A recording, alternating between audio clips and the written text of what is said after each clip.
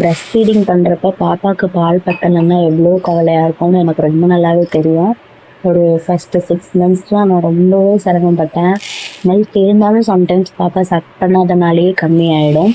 So once அவங்க start பண்ண அப்புறம் பார்த்திங்கன்னா எனக்கு சப்ளை கம்மியாயிடுச்சு.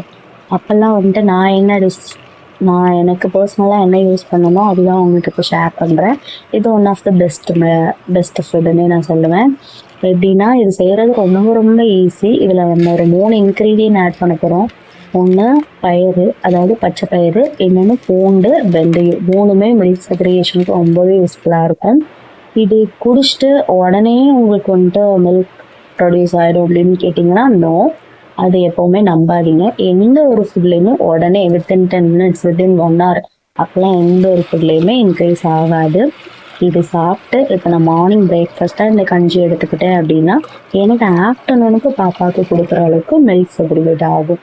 ஸோ எந்த ஒரு ஃபுட்டுனாலையுமே வந்துட்டு உடனே இன்ஸ்டன்ட் ரிசல்ட் தர முடியாது. இதை ஃபஸ்ட்டு நம்ம புரிஞ்சுக்கணும். நம்ம ரொம்ப ஹாப்பியாக இருக்கணும், ஹாப்பி மைண்ட் செட்டோடு இருக்கணும். அது ரொம்ப ரொம்ப இம்பார்ட்டன்ட். ஸோ இந்த ரெசிபியோட குயிக்காக ஒரு கிளான்ஸ் கொடுத்துறேன். எப்படின்னா 1/4 கப் அரிசி, 1/4 கப் பச்சை பயிறு, ஒரு 30 பல் பூண்டு, 1 டீஸ்பூன் வெந்தயம், உங்களுக்கு தேவையான அளவு உப்பு சேர்த்து ஒரு சொம்பு தண்ணி தாராளமாக ஊற்றிக்கோங்க. இது ஒரு 7-8 விசில் வச்சிங்கன்னா இது வித்தின் 20 minutesல ரெடி ஆகிடும். இப்போ நீங்கள் மார்னிங் பிரேக்ஃபாஸ்ட்டுக்காக எடுத்துக்கலாம், இல்லை லஞ்சு, டின்னர், அது உங்களுக்கு எப்போ மில்க் சப்ளை கம்மியாகுதுன்னு ஃபீல் பண்ணுறீங்க, எனக்கு நெக்ஸ்ட்டு ஃபீடிங் நல்லா வரணும் அப்படின்னு நினச்சிங்கன்னா நீங்கள் இந்த ஒரு கஞ்சி ட்ரை பண்ணுங்க.